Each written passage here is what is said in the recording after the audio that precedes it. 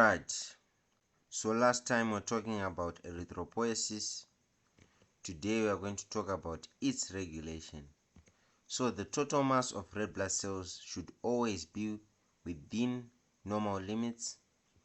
This is because red blood cells are the ones which carry oxygen from the lungs to the rest of the body tissues, right?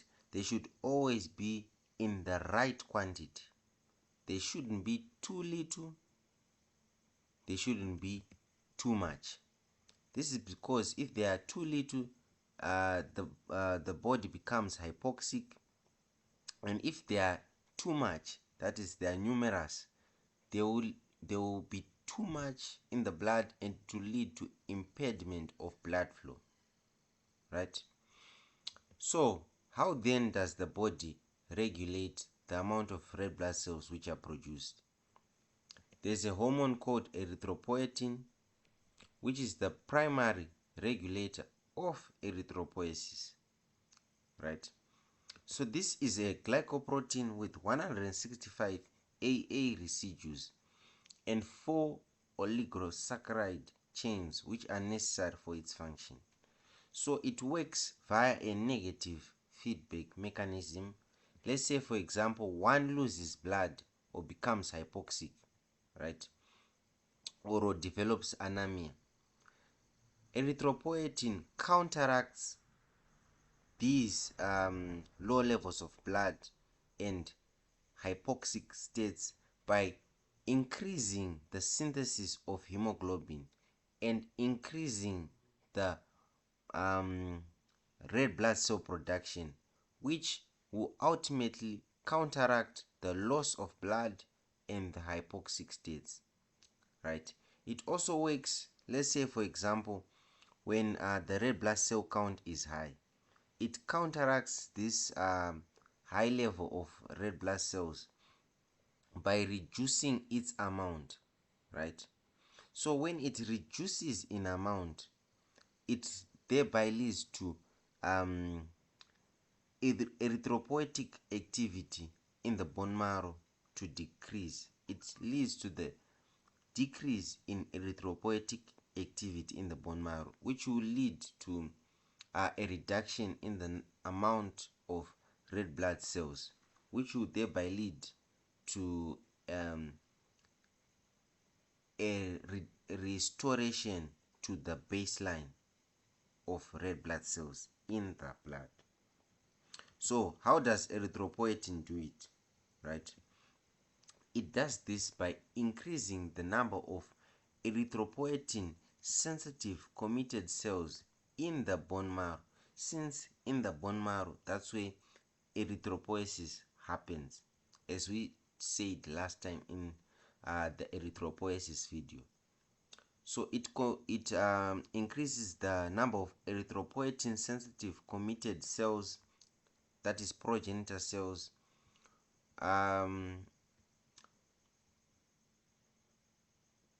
which are subsequently converted to red blood cell precursors, right? Then they are via the erythroid lineage are then converted to red blood cells, right? So this erythropoietin actually rescues cells of the erythroid lineage from cell death. It continues the lineage or the activity of red blood cell production, since we know that red blood cells have a very short lifespan of 120 days. So erythropoietin is very important, since it makes sure that the amount of red blood cells produced are always sufficient to the oxygen demand of the body. So what then are the sources in which we obtain erythropoietin in the body? We see that 85% comes from the kidneys and 15% comes from the liver. And in the kidney, it is produced by interstitial cells in the peritubular capillary bed, and in the liver, it's produced by perivenous hepatocytes. And we see that its production, that is erythropoietin, is markedly decreased in renal failure. This is because in the kidneys, that's where the highest percentage of erythropoietin is produced, right? We also see that it is produced in the brain, since the brain has a protective mechanism against low levels of oxygen. The brain is very sensitive to a reduction in oxygen supply. So as to counteract that, erythropoietin is produced in the brain. So what then is the receptor in which this erythropoietin works on? Erythropoietin works on a receptor called erythropoietin receptor, or EPOR, right, which is a member of the cytokine receptor subfamily, that is the chemical messenger subfamily, right?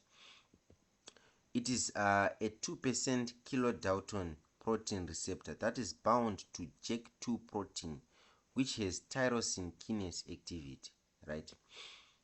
Activation of EPOR promotes proliferation and survival of the erythroid cell lineage.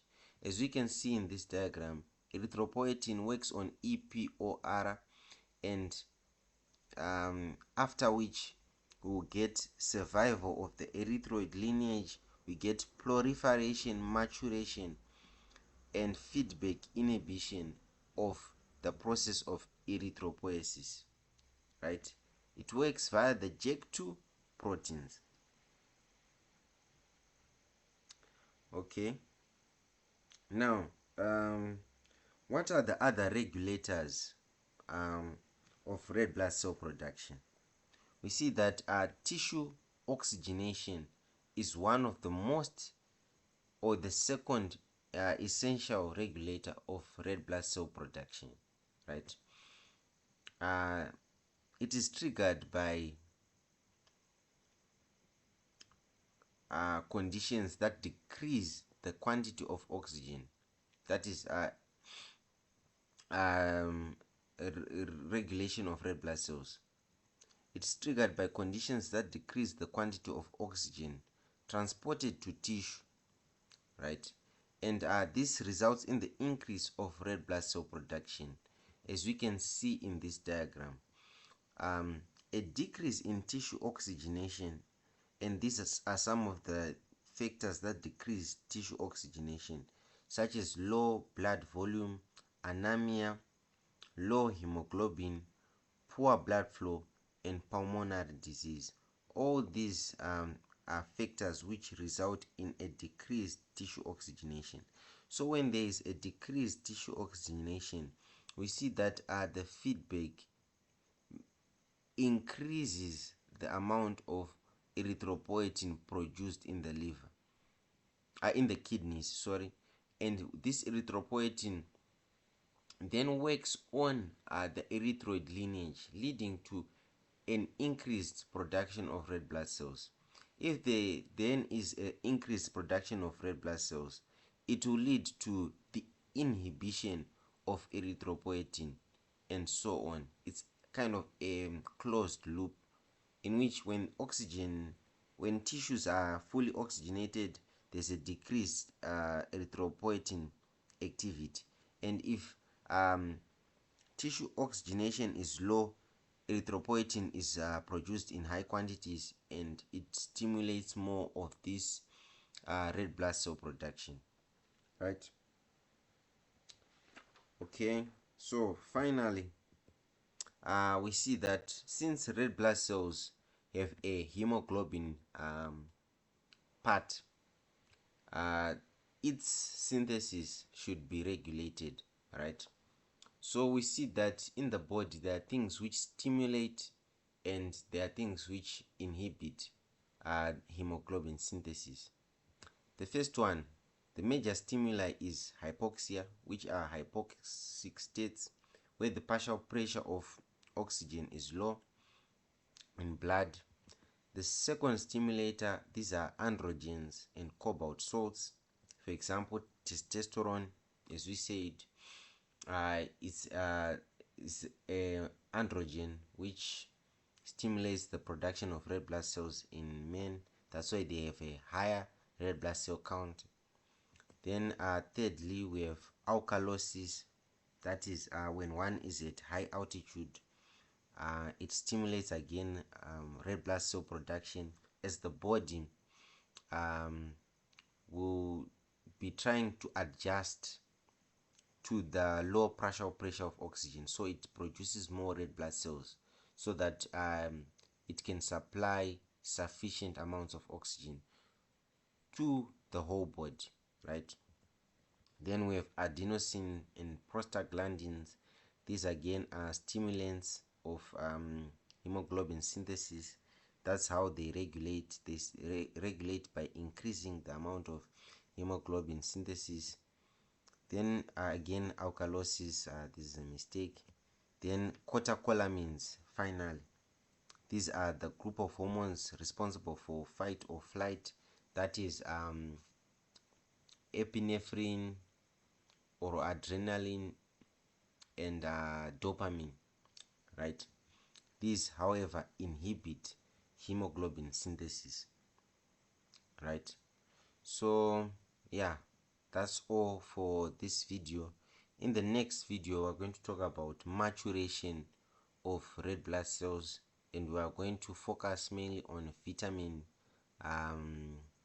B12 and folic acid. So thank you, and don't forget to subscribe, share, and see you in the next video.